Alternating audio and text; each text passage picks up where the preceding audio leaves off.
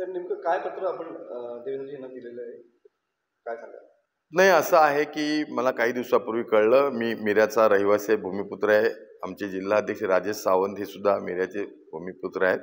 आमच्या गावातील कार्यकर्त्यांनी काही भूसंपाच्या नोटिसा MIDCकडून आल्यात अशी माहिती दिली आणि त्यामुळे नंतर मला असं कळलं की काहीतरी महाराष्ट्र औद्योगिक विकास मंडळाच्या मार्फत म्हणजे उद्योग मंत्री आदरणीय उदय सामंत यांच्या माध्यमातून काहीतरी मिऱ्याचा फार मोठा विकास होणार आहे.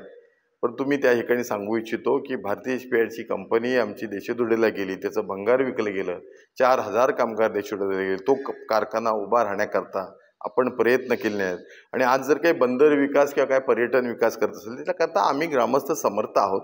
जो कोण उद्योजक, जो इन्व्हेस्टर कोण येणार त्याच्याशी आम्ही बसू, निगोशिएशन करू आणि जागा देऊ, आमचा विकास आम्ही करू. आणि आज MIDCनं जे काही भूसंपादन स्टरलाइटला केलंय, जयगडला त्या वाटदला केले, त्या ठिकाणी उद्योग उभे केले पाहिजेत असं मला वाटतं. आणि जर बंदर विकासच त्यांना करायचा असेल मिऱ्याच्या दृष्टीनं तर मला असं वाटतं ते टेक्निकली फिजिबल नाही आहे. कारण दक्षिणचे वारे येतात आणि ज्या ठिकाणी दक्षिणचा वारा असतो त्या ठिकाणी ते बंदर बारमाही कधी होत नाही. आणि म्हणून भगवती बंदर ज्या ठिकाणी करायचं आपण त्यावेळेला म्हटलं 1970 सालामध्ये, तेव्हासुद्धा 2500 मीटरची ब्रेक वॉटर वॉल, त्यातली 1200 मीटर झाली. आज त्या ठिकाणी नर्मदा सिमेंटची किंवा आता L&Tची क्लिंकर जेट्टी त्या ठिकाणी आहे.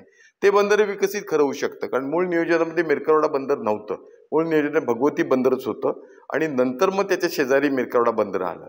पण हा जरी भाग सोडला, आपल्या रत्नागिरीचा विकास झाला पाहिजे, औद्योगिक झाला पाहिजे, तरुणांना रोजगार मिळाला, ही आमची भूमिका आहे.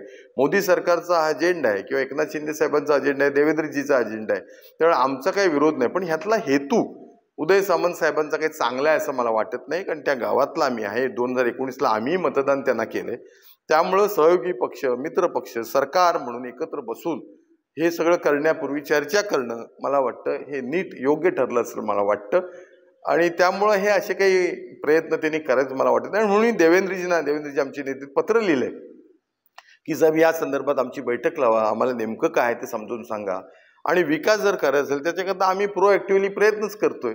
अशा संदर्भातलं मी देवेंद्रजींना पत्र दिलेलं आहे. या मिरा गावामध्ये पर्यटनावर आधारित प्रकल्प असतील असं पालकमंत्री उदय सामंत यांनी म्हटलंय, पण परंतु या प्रकल्पाला मिऱ्यावासियांचा विरोध असणार आहे? नाही, मुद्दा असा आहे की जेव्हा जेव्हा उदय सामंत लोकप्रिय आमदार म्हणून 4 वेळा झाले, त्या रिफायनरीला विरोध, नंतर समर्थन, असे सगळे वेळ त्या ठिकाणी वाटदला विरोध, मग वाटदला समर्थन.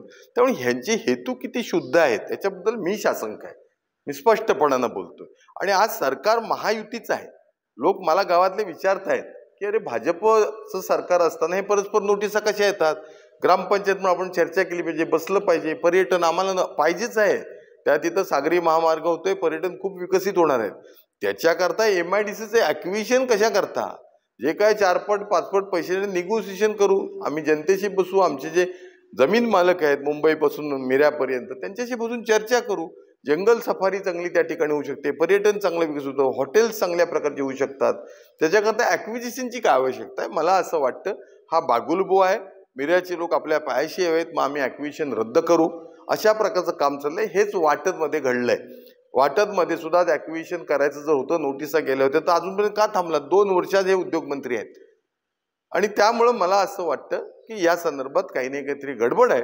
आणि म्हणून आमच्या नेत्यांना, मी भारतीय जनता पार्टीचा आहे त्यामुळे आमच्या नेत्यांकडे आम्ही आमचा न्याय मागणार, ही माझी भूमिका आहे.